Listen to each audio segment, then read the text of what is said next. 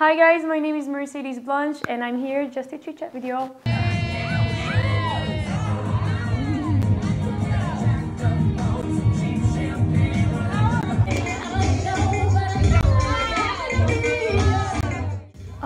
On TikTok, I became viral around 2020-2021 with dancing videos, and I transitioned slowly into comedy and satire content, so I've been posting just funny stuff ever since. I just woke up and I saw that, wow, 400,000 followers for like a dancing video. It made no sense to me because it was just such a like random moment, you know? Like you're like, oh, I like my outfit, let me just take a video.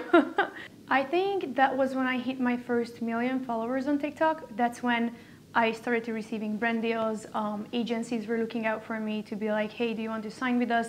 Do you want to work with us? Do you want to have promotions, brand deals? So I think when my advertisement value went a little higher, that's when it became a job and I get paid for that. In Hungary, we don't say, oh my God, I absolutely love your dress. Where did you get it? We say, just having a large following base, I don't think it's beneficial enough. You have to market yourself and find the right target audience for the products as well. When I target a product to my audience or somebody reaches out like a brand to my manager, and we know it's a US company, then most likely going to have a better engagement than, for example, maybe an Asian company because my audience is not Asian, right? Or like 10%. So it's just, you can measure a lot of things based on the ratios and statistics you have like inside. hey guys, good morning, it's Mercedes and I am waking up, having a morning coffee, and I am going to pumpkin patch with my friends. Is it the word pumpkin patch? Pumpkin patching? Let me Google. Yeah, pumpkin patch. So I'm gonna pick up my friends and we're going to Downey's Farm to get some pies and donuts and choose a nice pumpkin. I am just in the process of doing my makeup, and then yeah, it's super early, so I'm gonna be back.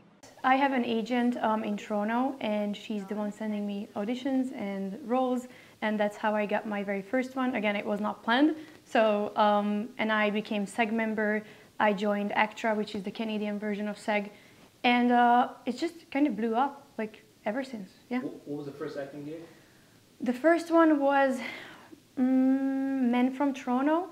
That's when I got my first feature.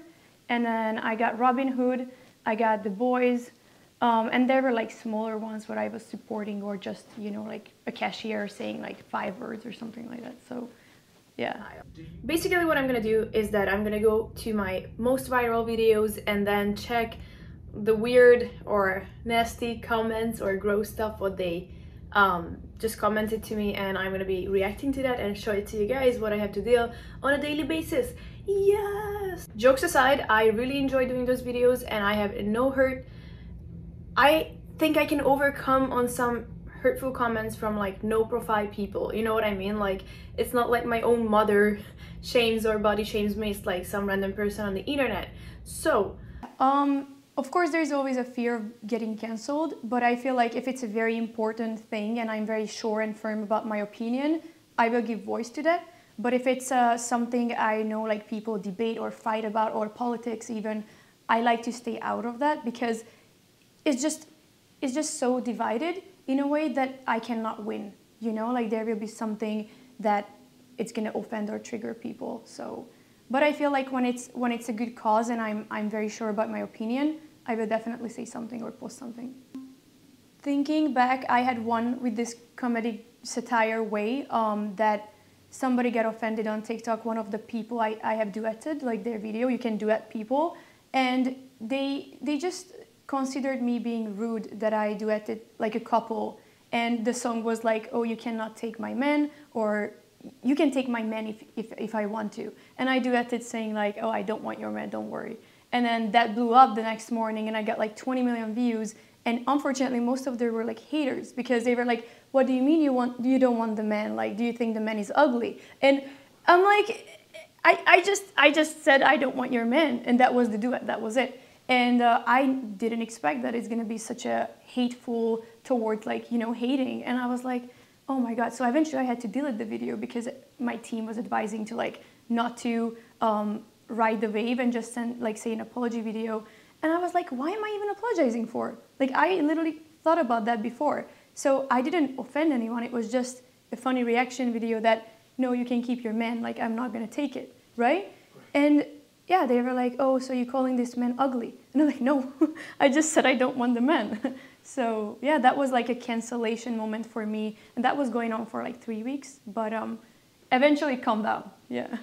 When I check, because I'm in the mood of like, you know, I want to see what people talk about. And I see like a hating comment and the comment gets like 20,000 likes. I'm like, does that mean like 20,000 people agree with this hating comment? Like, you know what I mean? It's like, I'm sad, it's offensive. But what I started doing is that I duet or reply to those like mean comments in a funny way as well. So I just really just roll with it at this point. I try to not take it personally. Or if it's a very funny, offensive comment, I'm just like, oh, that was a good one. Like, honestly, I couldn't come up with something better. Welcome back. Hey guys, what's up y'all? It's Mercedes. So for today's video, I was brave enough to open my messages, my filtered messages on Instagram, and just check the DMs and react to what messages I get, especially from men, but there were examples for women as well. So I just want to give a shot and then see what you guys think.